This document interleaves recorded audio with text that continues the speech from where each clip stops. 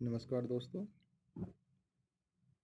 Smart education के इस online platform पर आप सभी का स्वागत, अभिनंदन। आज हम भारतीय संविधान के कुछ महत्वपूर्ण पर्सन्स पे डिस्कस करेंगे, जिसमें पटवार, पुलिस, कांस्टेबल, जीडी, आरएएस सभी के लिए महत्वपूर्ण क्वेश्चंस हैं। तो आप वीडियो के अंत तक बने रहिए तथा चैनल को सब्सक्राइब और वीडियो को लाइक कर दीजिए। चलिए, पहला क्वेश्चन अपनी स्क्रीन पर। निम्नलिखित में से कौन सा कथन 1919 के भारत शासन अधिनियम के बारे में सत्य है? इसे ऑप्शन ए, इसे मॉर्ले मिंटो एक्ट के नाम से जाना जाता है। मॉर्ले मिंटो एक्ट, जी बिल्कुल नहीं, इसे मॉर्ले मिंटो एक्ट के नाम से नहीं जानते। इसको हम मॉन्टेग्यू चेम्सफोर्ड अधिनियम के नाम से जानते हैं। मॉर्ले मिंटो एक्ट है वो 1909 का भारत शासन अधिनियम है। अतः ये वाला ऑप्शन अपना, स्टेटमेंट ए अपना गलत हो गया। ऑप्शन बी है, केंद्रीय विधानमंडल को द्विसदनात्मक बना दिया गया। ठीक है, यह स्टेटमेंट अपना सही है। सही क्यों है? क्योंकि इसी अधिनियम के अंतर्गत केंद्र में 2 सदनों की स्थापना की गई, जो वर्तमान में अपने लोकसभा और राज्यसभा के रूप में है। यानी कि उसी समय आधुनिक संसद की शुरुआत की गई, जिसको 1919 के भारत शासन अधिनियम के समय हम केंद्रीय विधानसभा और केंद्रीय विधान परिषद के नाम से जानते थे, या उच्च सदन और निम्न सदन के नाम से। तो अपना केंद्रीय विधानमंडल का द्विसदनात्मक बनना, ये स्टेटमेंट बिल्कुल ट्रू है। ऑप्शन सी, केंद्र के बजट को प्रांतों के बजट से अलग कर दिया गया है। ये स्टेटमेंट भी बिल्कुल एकदम से ठीक है, क्योंकि 1919 के भारत शासन अधिनियम में ही प्रांतों के बजट को केंद्र के बजट से अलग कर दिया गया था। और दोस्तों, बजट की जब बात आती है तो आपको एक चीज़ और याद होनी चाहिए। एक महत्वपूर्ण क्वेश्चन है कि आम बजट को रेल बजट में अभी हाल ही में थोड़े दिन पहले ही सम्मिलित किया गया है। तो वो कब किया गया? 1924 में क्या हुआ था कि रेल का जो बजट था, रेल बजट, उसको आम बजट से अलग कर दिया गया था। और फिर 1 फरवरी 2017 को आम बजट को रेल बजट में फिर से संयुक्त रूप से सम्मिलित कर दिया गया। यानी कि अभी वर्तमान में आम बजट में ही रेल बजट सम्मिलित है। और 2017 में उस समय अपने वित्त मंत्री कौन थे? अरुण जेटली जी। उन्होंने 1 फरवरी 2017 को रेल बजट को आम बजट के साथ ही संयुक्त रूप से पेश किया था। तो अपना ऑप्शन सी भी बिल्कुल राइट है। उसके बाद ऑप्शन डी, प्रांतों में द्वैध शासन की स्थापना की गई। बिल्कुल, ये स्टेटमेंट भी अपना एकदम ठीक है। प्रांतों में द्वैध शासन की स्थापना कैसे की? प्रांतों में द्वैध शासन का मतलब है कि जो प्रांतों के जो शासन से संबंधित जो विषय हैं, उनको 2 भागों में विभाजित कर दिया गया, एक संरक्षित विषय और एक स्थानांतरित विषय। जो संरक्षित विषय थे, उनका जो प्रशासन है वो गवर्नर जनरल अपनी कार्यकारिणी परिषद की सहायता से करते थे। और जो हस्तांतरित विषय हैं, उनका प्रशासन गवर्नर जनरल मंत्री परिषद की सहायता से करते थे। और मंत्री परिषद क्या था? सदन के प्रति उत्तरदायी था। यानी कि मंत्री परिषद जो है आज भी सदन के प्रति उत्तरदायी होता है, वैसे उस समय भी सदन के प्रति उत्तरदायी थे। तो अपना ऑप्शन ए गलत है, बी, सी और डी सही है। तो इसमें अपने ऑप्शंस में से क्या हो जाएगा? नंबर 3, बी, सी और डी, ये अपना सही हो जाएगा। नेक्स्ट क्वेश्चन, निम्नलिखित में से कौन से कथन 1919 के भारत शासन अधिनियम के बारे में सत्य है? दोस्तों, एक तो अपने को क्वेश्चन बड़े ही ढंग से पढ़ना है, हमें सत्य कथन पूछे गए हैं। ऑप्शन ए, केंद्रीय लोक सेवा आयोग का गठन किया गया। बिल्कुल, ये एकदम से सही स्टेटमेंट है, क्योंकि 1919 के भारत शासन अधिनियम के अंतर्गत ही केंद्रीय लोक सेवा आयोग के गठन का प्रावधान किया गया था, जिसके अंतर्गत 1926 में 1926 में ले कमीशन की सिफारिश पर सर रॉजर वारकर की अध्यक्षता में केंद्रीय लोक सेवा आयोग का गठन किया गया। तो आपका ये एकदम से सही जवाब है, ऑप्शन ए। इसी अधिनियम के अंतर्गत, ऑप्शन बी हम पढ़ रहे हैं, इसी अधिनियम के अंतर्गत भारत में 6 बार केंद्रीय विधानसभा के चुनाव संपन्न कराए गए। बिल्कुल ठीक है। इसी अधिनियम के अंतर्गत भारत में 6 बार केंद्रीय विधानसभा के चुनाव संपन्न कराए गए। ये आरएएस परी 2018 में आया हुआ क्वेश्चन है। तो आपको पता होना चाहिए कि 1919 के जो भारत शासन अधिनियम है, उसी से 1920, 1923, 1926, 1930, 1934 और 1945 में 6 बार केंद्रीय विधानसभा के चुनावों का आयोजन किया गया था। तो ये स्टेटमेंट भी बिल्कुल अपना ठीक है। ऑप्शन सी अपना दे रखा है कि इस अधिनियम के अंतर्गत केंद्र में द्वैध शासन का उपबंध किया गया। ये स्टेटमेंट अपना गलत है, क्योंकि अभी मैंने लास्ट क्वेश्चन में ही आपको बताया था कि 1919 में प्रांतों में द्वैध शासन को उपबंध किया गया था, ना कि केंद्र में। इसलिए स्टेटमेंट अपना गलत है, क्योंकि केंद्र में है वो 1935 के भारत शासन अधिनियम में उपबंध किया गया था।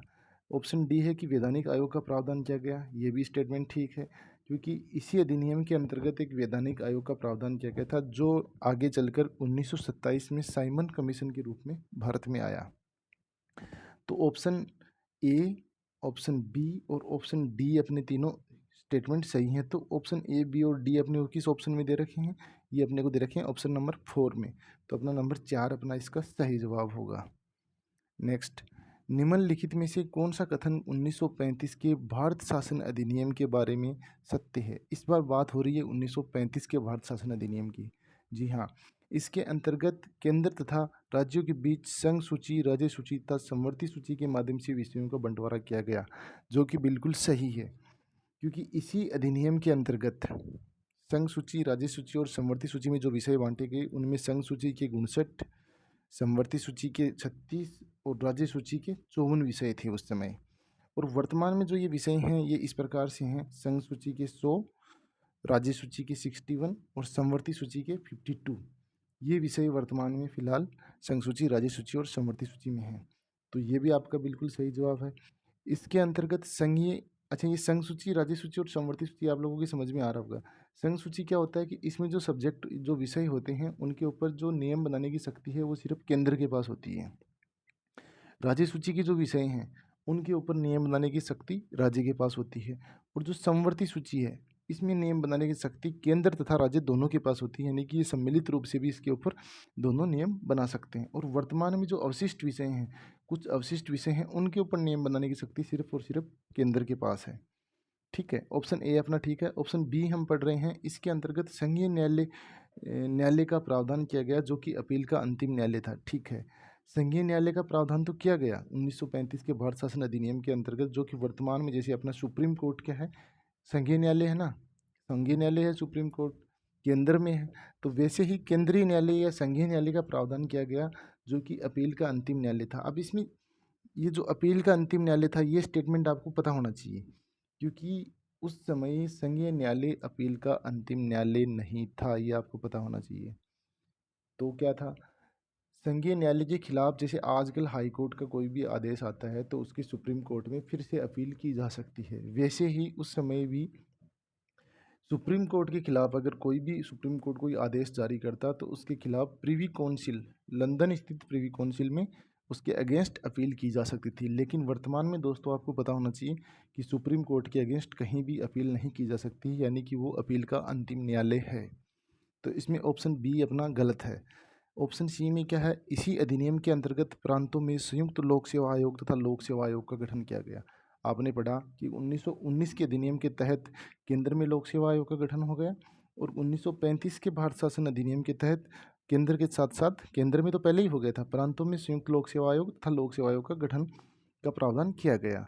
संयुक्त लोक सेवा इसलिए है कि कई प्रांत ऐसे हैं जिनमें एक यानी दोनों का संयुक्त रूप से भी लोक सेवा आयोग का गठन किया जा सकता है। तो ऑप्शन सी भी अपना बिल्कुल राइट है।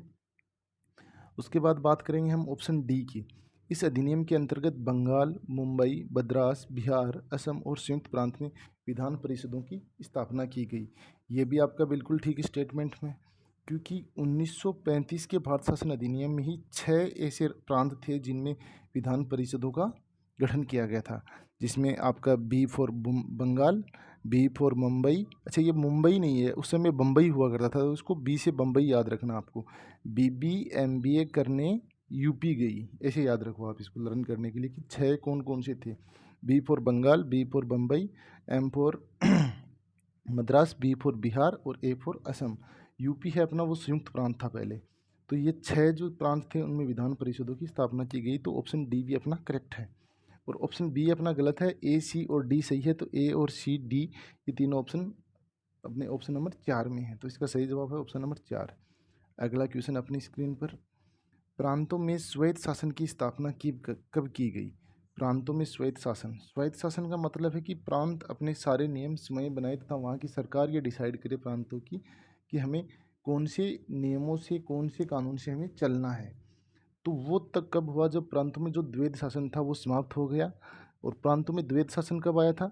1919 के भारत शासन अधिनियम में। पिछले क्वेश्चन में मैंने आपको बताया कि 1919 के भारत शासन अधिनियम में प्रांतों में द्वैध शासन की स्थापना हुई, यानी जो शासन के प्रशासन के विषय थे उनको स्थानांतरित और संरक्षित दो भागों में विभक्त कर दिया गया।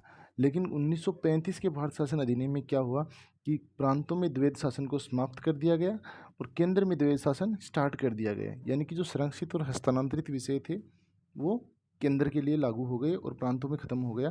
तो इसका अपना जो सही जवाब है वो है ऑप्शन नंबर सी। ठीक है, नेक्स्ट क्वेश्चन, संविधान सभा का गठन किस योजना के अंतर्गत किया गया? संविधान सभा का गठन किस योजना के अंतर्गत किया गया? तो ये आपको पता होना चाहिए। कैसे पता होना चाहिए? एक सेकेंड, लास्ट क्वेश्चन में मैंने कुछ गलत तो नहीं? ओके ठीक है। क्वेश्चन नंबर 7, संविधान सभा का गठन किस योजना के अंतर्गत किया गया? ये कैबिनेट मिशन योजना के अंतर्गत आपका किया गया। कैबिनेट मिशन योजना का, क्योंकि 1946 में कैबिनेट मिशन भारत आया था, आपको पता होना चाहिए ये चीज़। जो क्रिप्स मिशन है वो 1942 में भारत आया था, क्रिप्स मिशन। तो जो कैबिनेट मिशन भारत आया तो उसका क्या उद्देश्य था? कैबिनेट मिशन का ये था कि संविधान सभा का गठन करना और भारतीयों को उनकी सत्ता का स्थानांतरण करना। तो इसका जो सही जवाब है वो तो है आपका ऑप्शन नंबर ए। लेकिन हम 360 डिग्री एनालिसिस कर रहे हैं तो आपको ऑप्शन बी भी पता होना चाहिए कि क्रिप्स मिशन क्या था। क्रिप्स मिशन 1942 में भारत आया था। इसका क्या था? इसने क्या किया, क्रिप्स मिशन ने संविधान निर्माण की जो मांग थी भारतीयों की उसको पूर्ण रूप से मंजूरी दे दी तथा ब्रिटिश सरकार द्वारा मान्यता दी गई कि युद्ध के पश्चात, यानी कि युद्ध का मतलब उसमें सेकेंड वर्ल्ड वार चल रहा था जो 1939 से अपना 1945 यानी 1939 से 1945 के बीच चला। तो ब्रिटिश सरकार ने मंजूरी दी कि भारतीय जनता वयस्क मताधिकार के आधार पर, किसके आधार पर? वयस्क मताधिकार के आधार पर। दोस्तों ये वर्ड याद रखना, वयस्क मताधिकार, क्योंकि ये बड़ा इंपॉर्टेंट है। सरकार ने, ब्रिटिश सरकार ने मंजूरी तो दी वयस्क मताधिकार के आधार पर कि संविधान सभा का गठन किया जा सकता है, लेकिन ऐसा हुआ नहीं था। जब कैबिनेट मिशन 1946 में जब भारत आया तो उन्होंने वयस्क मताधिकार के आधार पर संविधान सभा के गठन की मांग को नामंजूर कर दिया और जो संविधान सभा का जो गठन है वो अप्रत्यक्ष निर्वाचन प्रणाली के द्वारा प्रांतीय विधानसभाओं के द्वारा चुने गए सदस्यों से हुआ था। आपको पता होना चाहिए ये चीज़। ठीक है जी। स्वतंत्रता अधिनियम 1947, जो 1947 स्वतंत्रता अधिनियम था, ये था कि भारत के स्वतंत्र होने के बाद जब डोमिनियल स्टेट बन गया उसके बाद जब भारत का संक्रमण काल में, यानी कि जब तक संविधान नहीं बना उस समय भारत का शासन चलाने के लिए इन्हें एक रूल की ज़रूरत थी, कानून की ज़रूरत थी। तो वो स्वतंत्रता अधिनियम 1947 के तहत उन्होंने अपना शासन चलाया जब तक अंतरिम सरकार नहीं बन गई। और भारत शासन अधिनियम 1935 की हमने पहले ही बात कर ली। तो इस क्वेश्चन का जवाब तो है ऑप्शन ए। नेक्स्ट आपका क्या है? भारत के आज़ाद हो जाने के बाद संविधान लागू होने तक किस अधिनियम के तहत शासन का संचालन किया गया? लास्ट क्वेश्चन में हम बात कर रहे थे भारत स्वतंत्रता अधिनियम 1947। ठीक है, नेक्स्ट, भारतीय संविधान देश की आत्मा है, ये किसका कथन है? भारतीय संविधान देश की आत्मा है, ये कथन है अपना के.एम. मुंशी का। किसका कथन है? के.एम. मुंशी का। पंडित जवाहरलाल नेहरू, इनके भी स्टेटमेंट्स हैं कुछ। ये वन लीनियर क्वेश्चन है, आपको सीधे याद रखने पड़ेंगे, स्टेटमेंट्स आपको रटने ही पड़ेंगे, इनकी कोई ट्रिक नहीं है। पंडित जवाहरलाल नेहरू का, इन्होंने क्या बोला? इन्होंने मूल अधिकारों को, जो अपने फंडामेंटल राइट्स हैं, हम भाग 3 में पढ़ेंगे, आर्टिकल कितने से? आर्टिकल 14 से लेके आर्टिकल 35 तक। ठीक है। तो फंडामेंटल राइट्स हैं, उनको इन्होंने क्या बोला था? संविधान की आत्मा बोला था। फिर है अपना option C, doctor Bhimrao Ambedkar. इन्होंने क्या किया? उन्होंने जो अपना आर्टिकल 21 था उसको संविधान का मेग्ना कार्टा कहा है। आर्टिकल 21 क्या है? प्राण एवं दैहिक स्वतंत्रता का संरक्षण। इन्होंने उसको संविधान का मेग्ना कार्टा कहा है।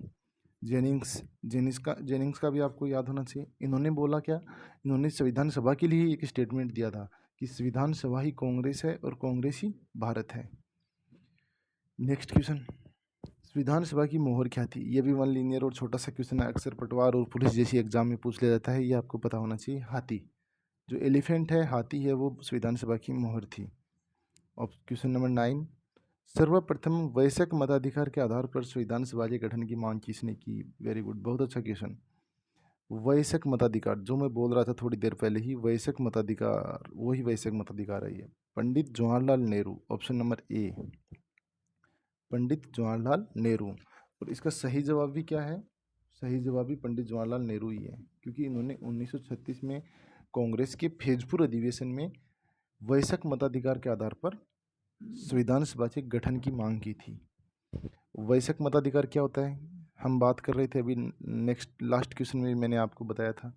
लास्ट क्वेश्चन में मैंने क्या बताया था कि क्या होता है ये? इसका अभिप्राय ऐसे समझो आप वयस्क मताधिकार का कि एक व्यक्ति एक वोट, यानी कि प्रति व्यक्ति एक वोट देगा।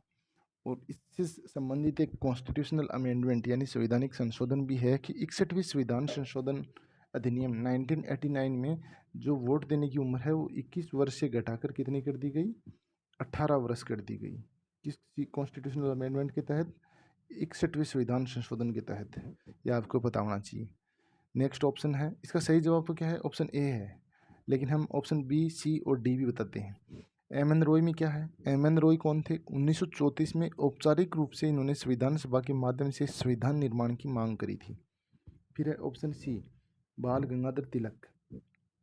ये क्या किया इन्होंने? 1895 में स्वराज विधेयक से के माध्यम से इन्होंने संविधान निर्माण की मांग की। और ऑप्शन नंबर डी है आपका मोतीलाल नेहरू, जिन्होंने 1928 में नेहरू रिपोर्ट के माध्यम से संविधान निर्माण की मांग की।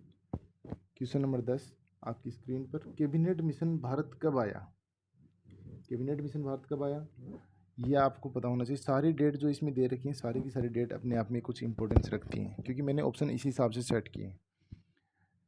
24 मार्च 1946 आपका सही जवाब भी एक्चुअली में यही है। 24 मार्च 1946 को ही कैबिनेट मिशन भारत आया था, जिसमें 3 सदस्य थे। वो नेक्स्ट अभी अगला क्वेश्चन भी आएगा अपना उसका। अगला ऑप्शन है 16 मई 1946। 16 मई 1946 को क्या हुआ? जो कैबिनेट मिशन भारत आया, तो कैबिनेट मिशन ने अपनी घोषणाएं की कि किस प्रकार से हम, इनका उद्देश्य क्या था कैबिनेट मिशन का? इनका उद्देश्य था कि संविधान का जो संविधान सभा का गठन करना और भारतीयों को उनकी सत्ता का स्थानांतरण करना। तो इन्होंने क्या किया कि 16 मई को घोषणाएं की। पहली घोषणा तो ये की थी कि संविधान सभा का हम गठन अप्रत्यक्ष निर्वाचन प्रणाली से करेंगे या होगा, और प्रांतों की विधानसभाओं के द्वारा जो सदस्य हैं वो अप्रत्यक्ष निर्वाचन प्रणाली के माध्यम से चुने जाएंगे। दूसरी घोषणा इन्होंने करी कि कुल संविधान सभा में 389 सदस्य होंगे, यानी 389 सदस्य होंगे। उनमें से 292 होंगे वो ब्रिटिश प्रांतों से होंगे, 93 देशी रियासतों से होंगे, और 4 जो हैं आपके केंद्र शासित प्रदेश से होंगे। और जो घोषणा थर्ड थी वो इन्होंने ये करी कि एक सदस्य है वो उस विधानसभा का 10 लाख की जनसंख्या का नेतृत्व करेगा या प्रतिनिधित्व करेगा। ठीक है। Option number C, option number C क्या है? ऑप्शन नंबर सी है आपका कि 6 दिसंबर 1946। ये भी अपने आप में एक महत्वपूर्ण डेट है। 6 दिसंबर 1946 को आपकी संविधान सभा का गठन हुआ था। आपकी नहीं, हमारी संविधान सभा का गठन हुआ था। हम सबकी थी ना संविधान सभा, तो बिल्कुल, तो हमारी संविधान सभा का गठन हुआ था। जब संविधान सभा का गठन हो गया तो फिर इसकी बैठकें शुरू हुई। तो 9 दिसंबर 1900, सॉरी ये दोस्तों, ये 1946 नहीं है, 1996 नहीं है, 1946 नहीं, इसमें करेक्शन हो गया, थोड़ा टाइपिंग मिस्टेक है। ये आपका 1946 है, ऑप्शन डी में, 9 दिसंबर 1946।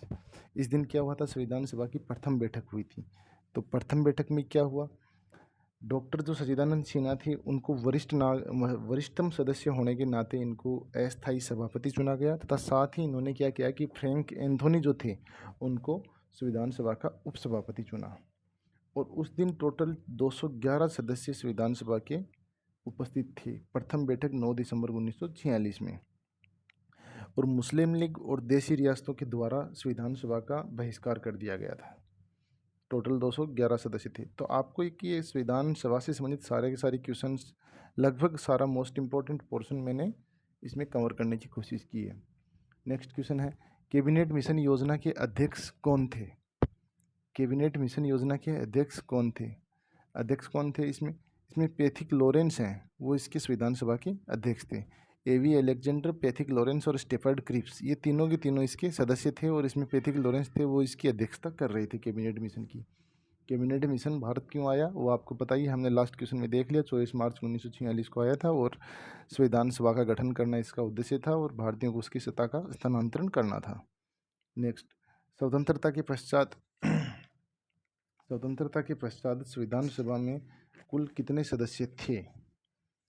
ऑप्शन ए 389, 299, 93 और 24, 284 सॉरी। इस सारे के सारे ऑप्शंस जो सेट हैं वो अपने आप में जो संख्या दे रखी है ये विशेष महत्व रखती है। तो याद कर लेना दोस्तों, मैं एक एक ऑप्शन का आपको ब्रीफ डिस्क्रिप्शन बता रहा हूँ। इसमें जो 389 है वो स्वतंत्रता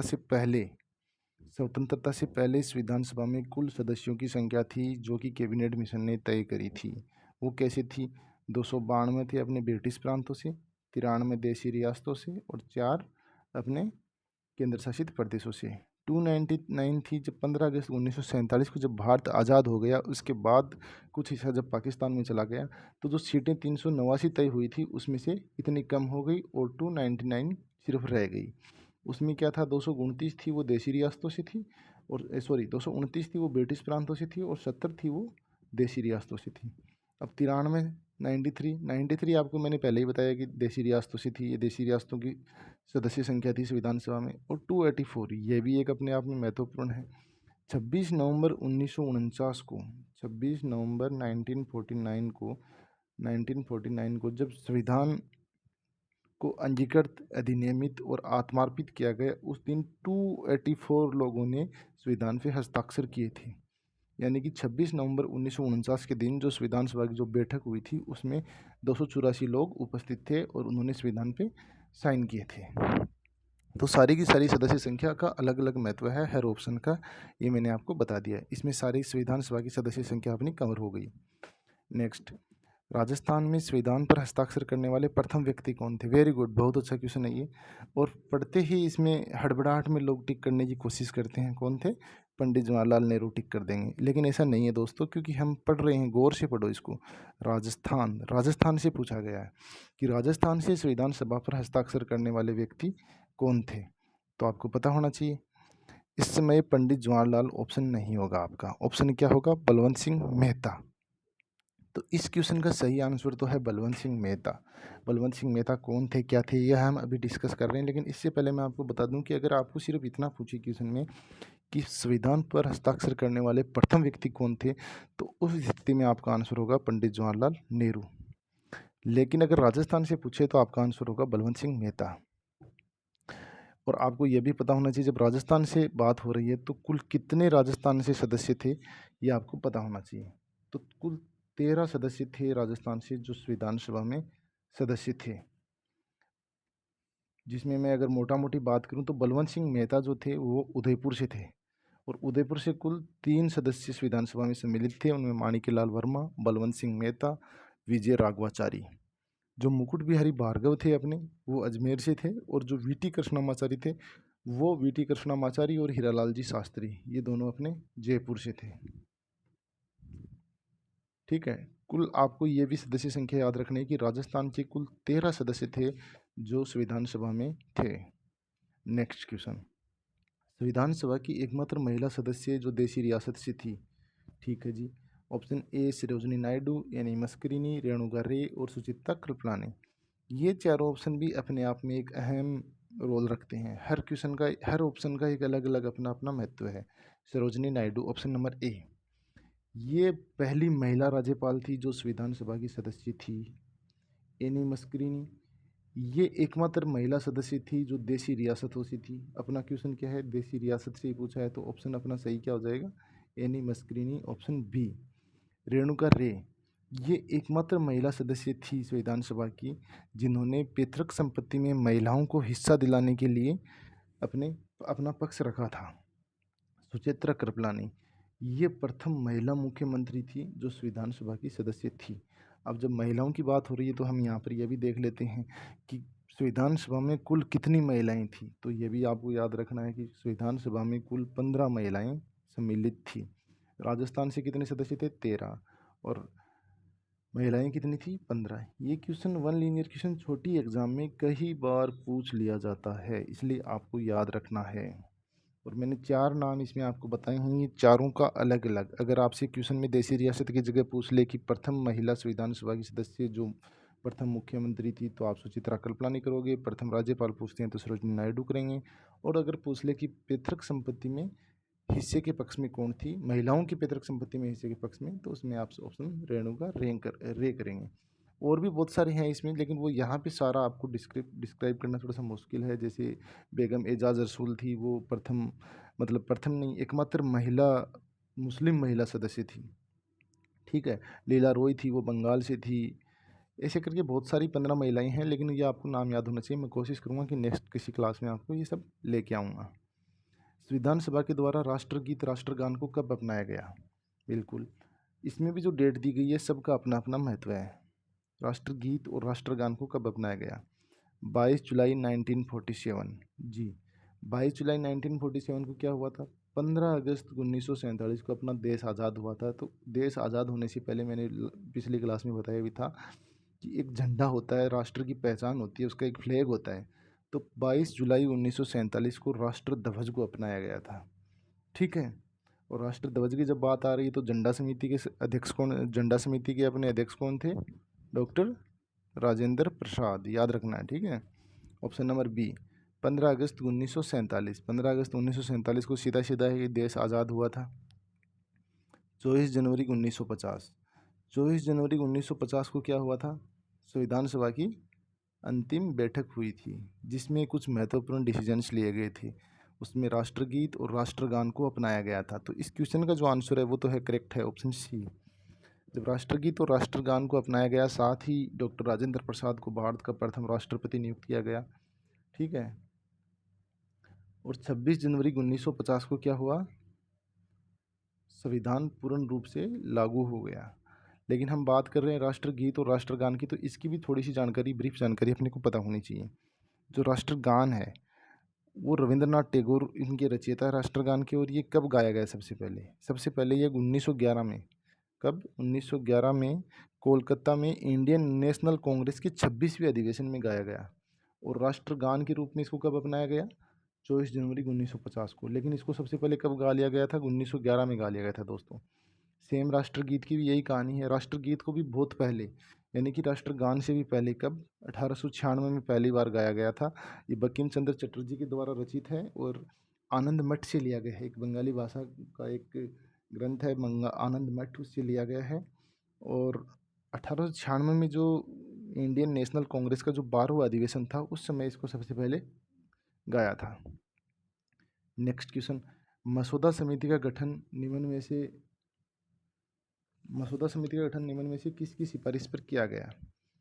इसका अगर सही जवाब मसौदा समिति के बारे में हम बात करेंगे, क्योंकि पूरा का पूरा जो संविधान है वो मसौदा समिति का ही प्रारूप तैयार किया हुआ है। तो ये अपने को पता होना चाहिए। और महत्वपूर्ण, महत्वपूर्ण नहीं, अति महत्वपूर्ण क्वेश्चन है ये।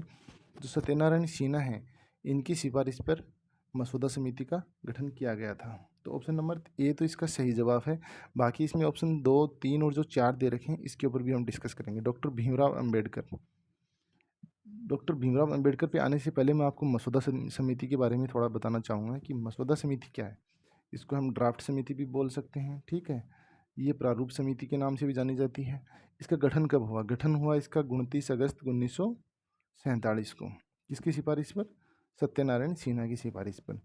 जब 29 अगस्त को इसका गठन हो गया तो 30 अगस्त 1947 को इसकी प्रथम बैठक हुई।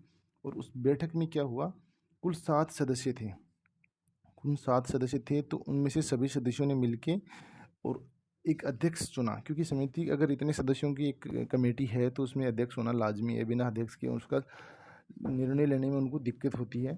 तो जो सभी सदस्य थे, 7 सदस्य, उन्होंने मिलकर डॉक्टर भीमराव अंबेडकर को क्या किया?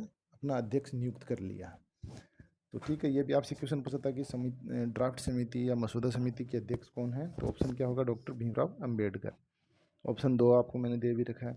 जो अन्य सदस्य थे उनके भी नाम हैं: एन गोपाल स्वामी अयंगर, अल्लादी कृष्ण स्वामी अय्यर, के एम मुंशी, सैयद मोहम्मद सादुल्ला और एन माधवराव, जो बी एल मित्तर के स्थान पे आए थे संविधान सभा में। और टी टी कृष्णामाचारी, जो डी पी खेतान जी की जगह पे आए थे। लेकिन टी टी कृष्णामाचारी अपने वी टी कृष्णामाचारी नहीं हैं जयपुर वाले।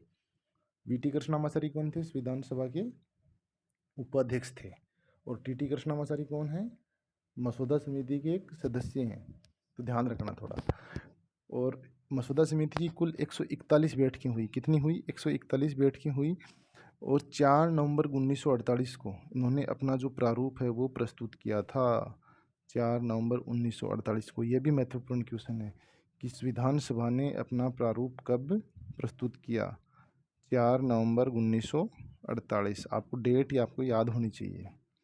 यानी कि अपना अंतिम प्रारूप इन्होंने प्रस्तुत कर दिया था, जो संविधान का इन्होंने तैयार किया था।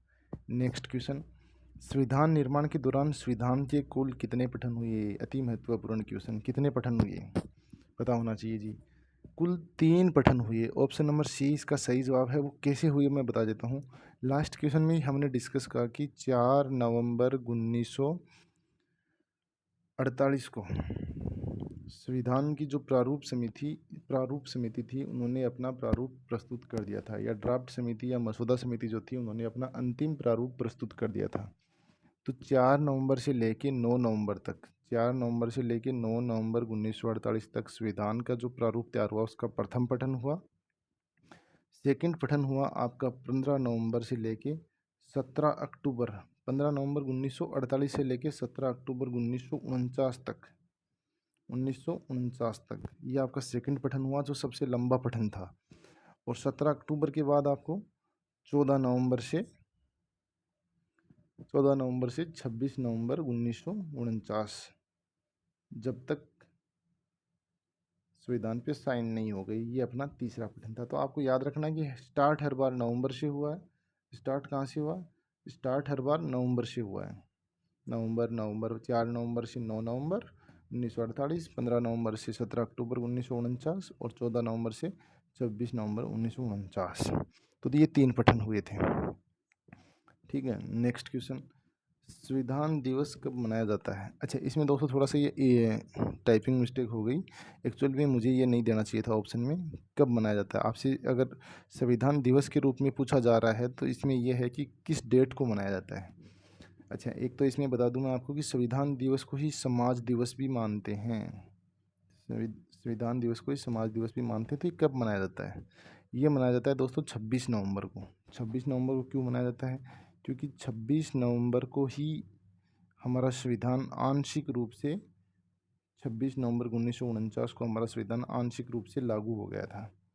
आंशिक रूप से लागू होने का मतलब क्या है? इसमें जो 16 अनुच्छेद हैं, क्योंकि मूल संविधान में कितने अनुच्छेद हैं? 395 अनुच्छेद, 22 भाग और 8 अनुसूचियाँ थी, लेकिन उसमें से 16 अनुच्छेद थे। 16 अनुच्छेद अगर मैं यहाँ पे लिखूँ तो पॉसिबल तो नहीं है, लेकिन फिर भी लिख देता हूँ। 5, 6, 7, 8 और 9 ये नागरिकता से संबंधित थे। आर्टिकल 60 जो राष्ट्रपति की शपथ से संबंधित था। आर्टिकल 324 जो निर्वाचन आयोग से संबंधित, और 366 और 367 ये दोनों इसमें कुछ परिभाषाएं थी। और 379, 379, 380, 388, 391, 392, 393 और 394 इनमें कुछ अस्थायी प्रावधान थे और संक्रमणकालीन प्रावधान थे। कुल मिला के बात करूँ तो 16 अनुच्छेद ऐसे थे जो 26 नवंबर 1949 को आंशिक रूप से लागू हो गए थे। तो ये संख्या भी आपको याद होनी चाहिए, और पॉसिबल हो अगर बड़ी एग्जाम की तैयारी कर रहे हो तो आपको संविधान के आर्टिकल भी पता होना चाहिए। तो 5, 6, 7, 8, 9, 60, 324, 366, 367, 379, 380, 388, 391, 92, 93, 94, टोटल 16 है। नेक्स्ट क्वेश्चन आपका सुमेलित करें। बड़ा अच्छा क्वेश्चन है ये भी। संविधान में कुछ समितियां बनी थी, उनमें से कुछ समितियां यहाँ पर हैं, आपके सामने हैं। ऑप्शन नंबर ए, संघ शक्ति समिति। संघ शक्ति समिति के अध्यक्ष कौन थे? संघ शक्ति समिति के अपने थे जवाहरलाल नेहरू। अगर इसका मिलान किया जाए तो आप ऐसे करो, संघ शक्ति समिति के थे जवाहरलाल नेहरू। ठीक है। कार्य संचालन समिति के कौन थे? कार्य संचालन समिति थे के से याद रखना, के एम मुंशी, और के से कार्य संचालन समिति। मौलिक अधिकारों की उप समिति, मौलिक अधिकारों की उप समिति के थे आपके जेबी कृपलानी। और झंडा समिति के डॉक्टर राजेंद्र प्रसाद। तो ए का 1, बी का 4, सी का 3 और डी का 2 ये कौन से किस में आ रहे हैं अपने? ये आ रहे हैं ऑप्शन नंबर 3 में। तो आपका सही जवाब क्या है? Option number 3। लेकिन दोस्तों इसमें और भी बहुत सारी समितियां थी, जैसे मौलिक अधिकारों की उप समिति दे रखी है। तो मौलिक अधिकारों की समिति मौलिक अधिकार और अल्पसंख्यक कोई समिति भी थी, उसके अध्यक्ष कौन थे? सरदार पटेल थे। तो आपको कंफ्यूज नहीं होना है कि मौलिक अधिकार दे रखा है तो सीधा ही कहीं आप सरदार पटेल करके आ जाओ। अगर मौलिक अधिकार और अल्पसंख्यक दोनों को एक साथ पूछ लेते हैं तो सरदार पटेल होंगे, और शेर केवल मौलिक अधिकारों की उपसमिति पूछा जाता है तो उसका ऑप्शन जे.बी. कृपलानी होंगे। संविधान सभा ही कांग्रेस है तथा कांग्रेस ही भारत है, किसका कथन है? ये ग्रेनविल ऑस्टिन का कथन है। किसका कथन है? ग्रेनविल ऑस्टिन का कथन है। और जेनिंग्स ने क्या कहा था? जेनिंग्स ने संविधान सभा को वकीलों का स्वर्ग कहा था। और लॉर्ड विस्काउंट ने क्या कहा था? विस्काउंट ने इसे संविधान सभा को हिंदुओं का निकाय बताया था। और विंस्टन चर्चिल ने क्या था कहा था कि ये किसी एक बड़े समुदाय का प्रतिनिधित्व करती है। यानी कि संविधान सभा के कुछ आलोचक थे, उनका जिक्र इस क्वेश्चन में किया गया है। यानी ग्रेनविल ऑस्टिन ने तो ये कहा कि माना कि संविधान सभा ही कांग्रेस है तथा कांग्रेस ही भारत है, क्योंकि संविधान सभा में ज़्यादा कांग्रेस ही ज़्यादा थे, कांग्रेस का प्रतिनिधित्व ज़्यादा था, तो उन्होंने पूरे के पूरे भारत और संविधान को ही क्या मान लिया? कांग्रेस मान लिया। और जेनिंग्स ने क्या कहा कि उसमें ज़्यादा पढ़े लिखे लोग, वकील ज़्यादा थे, तो उन्होंने क्या मान लिया, क्या आलोचना करी कि ये तो वकीलों का स्वर्ग है। और विस्काउंट ने क्या माना? विस्काउंट ने माना कि ये तो हिंदुओं का निकाय है, क्योंकि हिंदुओं का जो प्रतिनिधित्व था वो ज़्यादा था। और विंस्टन चर्चिल ने क्या माना कि ये किसी बड़े समुदाय का एक प्रतिनिधित्व करते हैं, तो उसने भी सीधा सीधा एक तरह से किसी बड़े समुदाय की तरफ इशारा किया। थैंक यू दोस्तों, ये अपनी एक छोटी सी क्लास थी जिसमें संविधान सभा के सभी ऑलमोस्ट क्वेश्चंस को जो महत्वपूर्ण थे मैंने कवर करने की कोशिश की। अगर वीडियो पसंद आया हो तो लाइक करें, ज़रूर करें। मिलेंगे नेक्स्ट क्लास में।